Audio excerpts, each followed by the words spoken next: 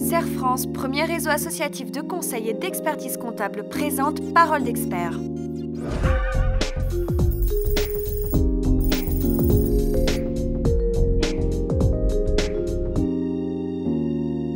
Bonjour et bienvenue dans ce nouveau numéro de Parole d'expert. Aujourd'hui, cette chronique s'adresse aux chefs d'entreprise qui voudraient bien savoir quelle voie emprunter pour continuer à être performants. Lorsque les prix de vente se tendent, que les coûts des matières premières augmentent, le chef d'entreprise doit se doter d'indicateurs pertinents pour pouvoir anticiper un affaiblissement de ses performances Et décider de la voie à emprunter pour pérenniser son activité. L'analyse des coûts peut vous amener bien plus loin que vous ne l'imaginiez au départ. Alors, suivez le guide pour y voir plus clair.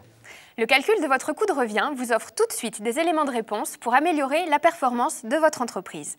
Le simple fait d'organiser les coûts par famille, Coûts de mécanisation, de structure, de commercialisation. vous indique concrètement où passe l'argent et quels sont les postes qui pèsent sur la rentabilité.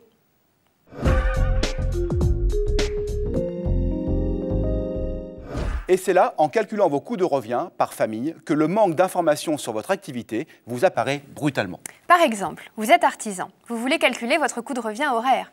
Connaissez-vous le nombre d'heures de travail que vous réalisez, vous et vos salariés? Sans parler de la répartition des heures entre le temps facturable, de déplacement, de rencontres clients. Le fameux pifomètre peut dépanner, mais reste bien sûr très approximatif. Il vous faudra alors mettre en place des outils de suivi et d'analyse de votre activité.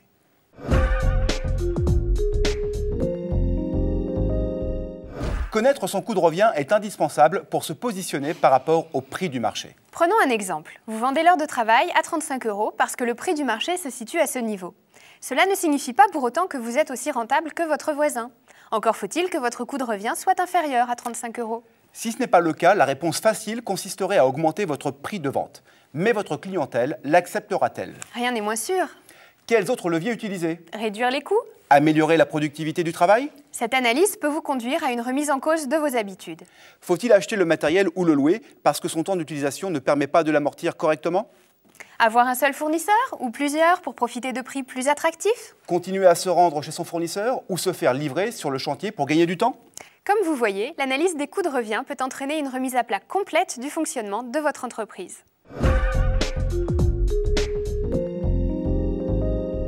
L'analyse des coûts peut révéler le manque de performance d'une activité par rapport à une autre. Mais attention aux décisions trop rapides. La démarche a ses limites, pour deux raisons. Premièrement, une production à faible rentabilité peut contribuer à un équilibre globalement satisfaisant. Supprimer l'activité moins rentable serait une aberration si vous ne pouvez pas augmenter le volume d'affaires sur l'activité la plus rentable. Deuxièmement, disposer d'une activité diversifiée peut jouer un rôle d'amortisseur en cas de baisse d'activité sur l'une des productions. Comme le dit l'adage, il ne faut pas mettre tous ses œufs dans le même panier.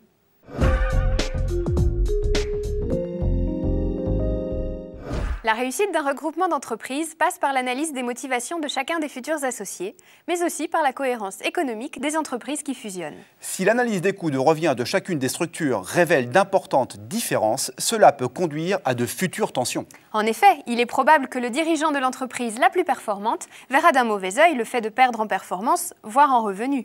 Il est préférable que cette question soit identifiée en amont pour éviter de mauvaises surprises.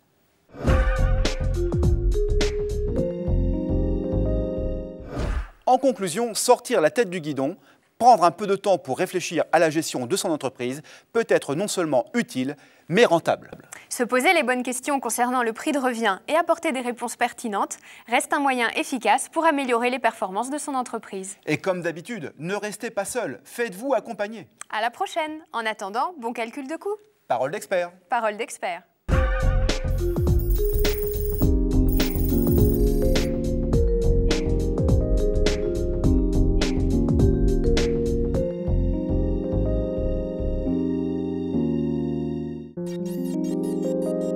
CER France, premier réseau associatif de conseil et d'expertise comptable, vous a présenté Parole d'expert.